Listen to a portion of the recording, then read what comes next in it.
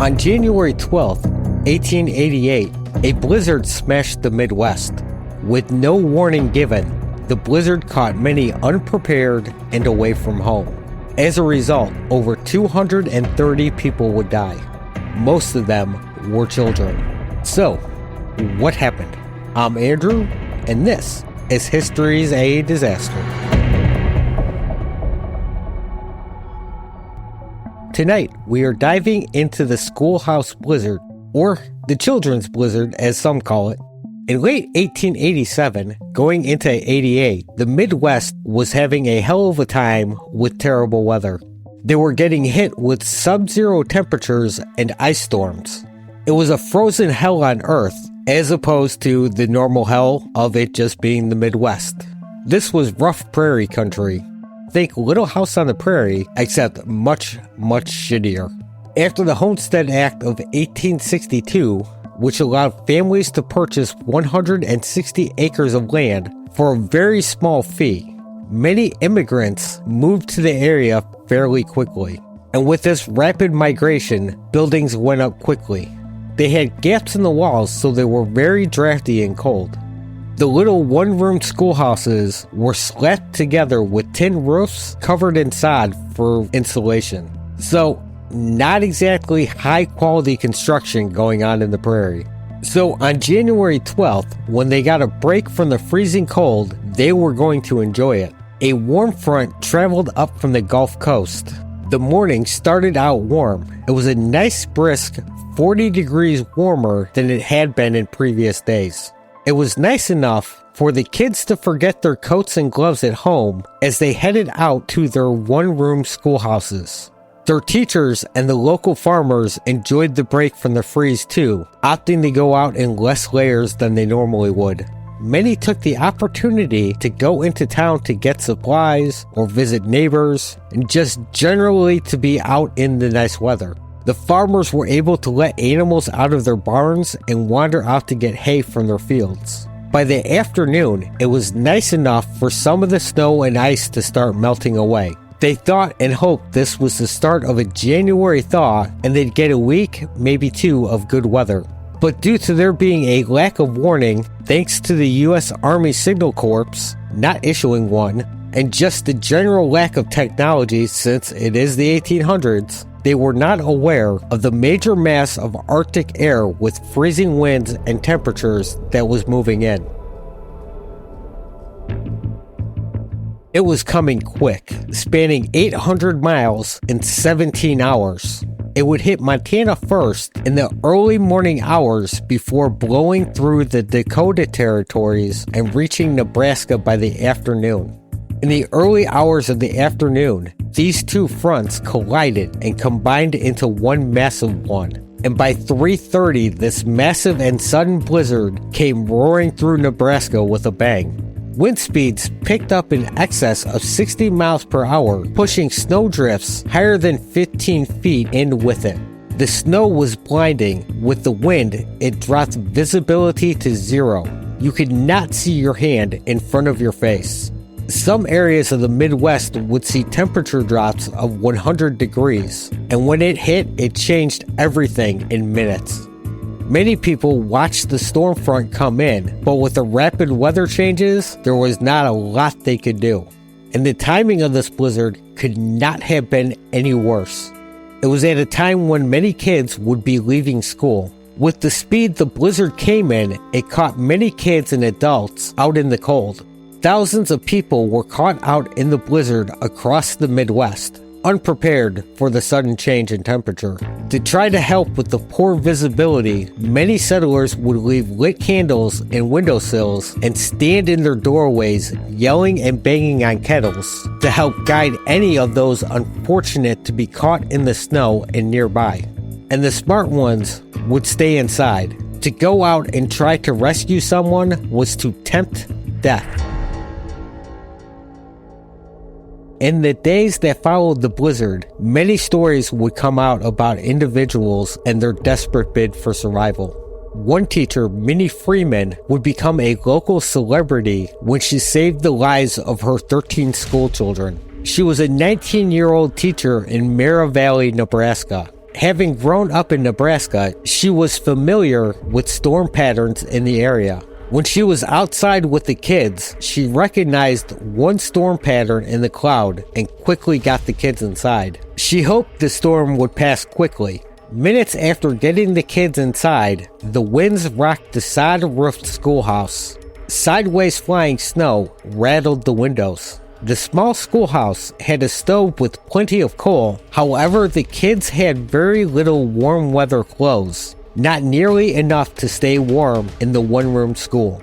The wind smashed in the door, and Minnie knew they had to go.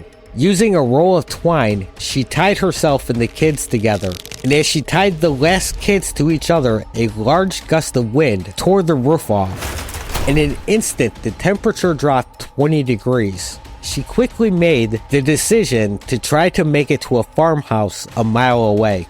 She walked by this farmhouse every day, so she knew where to go, which is a good thing because visibility was near zero. She bundled the kids together to stay warm and stepped into the whiteout blizzard. She led the terrified kids swiftly through knee-deep snow, hoping against hope to see the outline of the farmhouse quickly. And finally, when it did, she was able to get the kids inside to wait out the storm. The next morning, she was able to greet the worried parents with every one of the kids making it through the night. Other teachers would not be so lucky. In Plainview, Nebraska, Lois Royce got trapped with 3 of her kids in the schoolhouse. By 3 p.m., they had run out of fuel for their stove. Fear of freezing to death made the decision to try to make it to Lewis's boarding house, less than 100 yards away. In the zero visibility weather, they got turned around and lost. The 2 boys, both 9 years old, and one 6-year-old little girl, froze to death in the street. Lois would survive, but both her feet were so badly frostbit they had to be amputated. Etta Shawtuck of Seward County, Nebraska, would not be as lucky as Lois. She went out that morning to get the paperwork signed so she could get her final paycheck from the school district. On her way home, the storm hit. The man she was boarding with had stood in the doorway calling for her, but she never came. She was nearby, but not close enough to hear over the winds. Nor could she see the house she knew was close. She planned on trying to find the fence around the house and follow it home. She found and followed the fence, but it kept going on, and she never found her way back. So, she crawled under the fence into the open field beyond. She could not find the house, but she did find a haystack. Using her nearly frozen and useless hands, she dug herself into the haystack. She became trapped in the hay as it compacted under the snow and froze. She would be trapped for nearly 3 days without food or water. She would eventually be rescued, but would die of complications in surgery when they amputated her frostbitten legs and feet.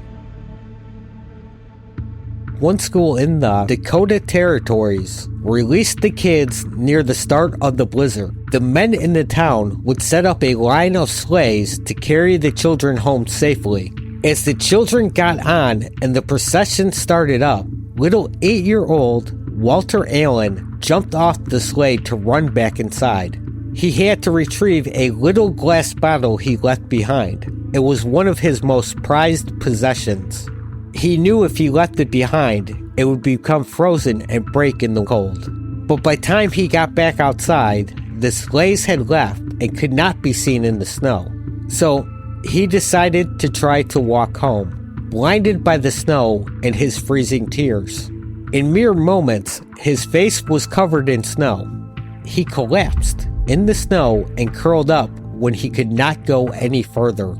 When his parents saw he was missing, a search party returned to the school to look for him. The adults could not locate him in the snow. However, Walter's little brother, playing in the snow and acting like a dog, tripped over his body. He was unconscious, but alive. They would get him home and warmed up, and he would survive the blizzard.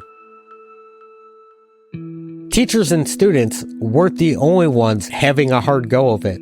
Other settlers in the Midwest would become lost in the near whiteout conditions, like Norwegian immigrant Cecilia Knutson. She became worried when her husband Nut got trapped in the blizzard. 40 steps from the front door, she got so lost and turned around, she froze to death under a sled. And these stories go on and on. There was an estimated 20,000 people overtaken and lost in the storm. Many of them were children sent home from school or out doing farm chores. But there was also farmers working in their fields or leading their cattle to water, doctors making their rounds, peddlers, salesmen, mail carriers, grocers. There are hundreds of first-hand accounts of the onset of the blizzard, the wind shift, the first wave of blinding snow that was as fine as dust. Hundreds more of narrow escapes, houses or barns found by accident or pure dumb luck, of horses or dogs that led their owners back to the barn, landmarks that suddenly appeared out of nowhere when the wind dropped for a second. Rare are the stories of rescues. People saved themselves, or they weren't saved at all. With very few exceptions, once a body was in the snow, it stayed there. By 6 p.m., full darkness had settled in that night. It would be a long, cold night for all of those trapped out on the prairie.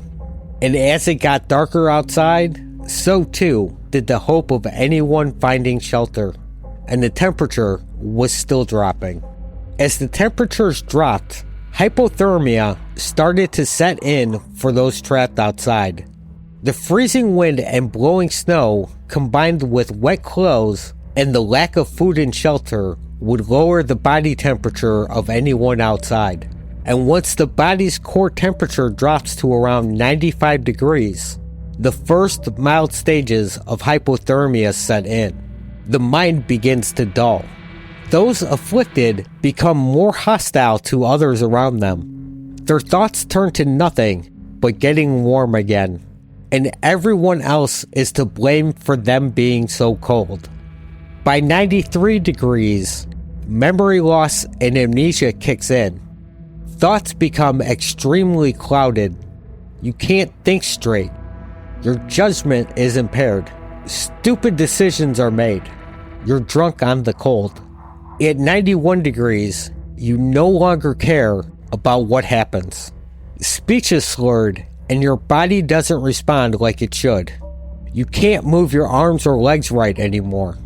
So you stumble through the dark and the snow until you fall over, unable to continue. At 88 degrees, you stop shivering from the cold. Severe hypothermia was now here. Your blood thickens as it slowly freezes. Your organs start to slow down. Your heart gets frail as it beats weaker and weaker, struggling to push your thickened blood through your body. The slower blood circulation robs you of much needed oxygen, and the metabolic cycle starts to break down. Lactic and pyruvic acid build up with the loss of oxygen, which in turn causes your heart to beat slower, which causes more acid buildup. Bodily fluid gets moved around until you have to pee over and over again until dehydration sets in. Below 87 degrees, your sanity goes. You no longer care or even know that you're cold. Hallucinations and delusions settle into your oxygen-starved brain. It creates its own reality, often one of wish fulfillment. A desperate reality where everything is going to be okay. You're happy and relaxed. All is right in the world. And then you're warm. Incredibly warm. So warm, you strip off clothes as you feel like you're burning. At 85 degrees, the sensation and hallucinations fade. Now you're just tired. You're exhausted. You just need to lay down and sleep, just for a few minutes. And in those few minutes, core body temperature continues to drop until you're frozen through. In those few minutes, they never end. And so it was for many of those trapped in the frozen wilderness. Some would survive longer than others, but without any shelter or heat, most would be dead by daybreak. By dawn on Friday the 13th, the blizzard was finally over. The sun rose on an eerily silent day. Nothing moved outside. No noise could be heard. Then people started to stir. Some who had survived the long cold night began to rise, only to take a few steps and fall over dead in the morning. The sudden movement and change in position caused massive drops in blood pressure, leading to heart failure. As the day continued, people went out in search of missing loved ones. The men would wander up and down, jamming poles and shovels into snowdrifts, looking for bodies. The wounded were carried off to doctors to be treated for frostbite and exposure. Many stories circulated rapidly of death and survival in the snow. Days and months would pass while searches continued for those still missing who had gotten lost in the blizzard. For some, it would be months before they were found. By January 21st, they put the death toll at 235, but that number could be as high as 500. Estimates vary due to a lack of proper reporting, and also that it would take months to find the missing. Along with many more would die in the following weeks from pneumonia or infections caused by amputation. The failure of the Signal Corps to issue warnings in not only this blizzard, but another more deadly blizzard in March would eventually see them stripped of weather forecasting responsibility. This would be handed over to the Department of Agriculture, which would lead to the formation of the United States Weather Bureau, which would become the National Weather Service in 1970. Along with this change, the Weather Bureau would focus more on better and more accurate ways of forecasting the weather, as well as increasing warnings of inclement weather. And that was the children's blizzard, a sudden snowstorm that occurred with little to no warning due to the imprecise nature of weather forecasting at the time, along with the lack of means of communicating warnings on a broader scale. Thanks for listening, and if you enjoyed the show, please consider leaving a rating or review on your app of choice. And you can reach out with comments or suggestions at historiesadisaster@gmail.com. And you can follow the show on social media. Links for those can be found in the show notes for Facebook and Instagram. And share the episode, because sharing is caring. And if there was more caring in the world, maybe history wouldn't be a disaster. Thanks and goodbye.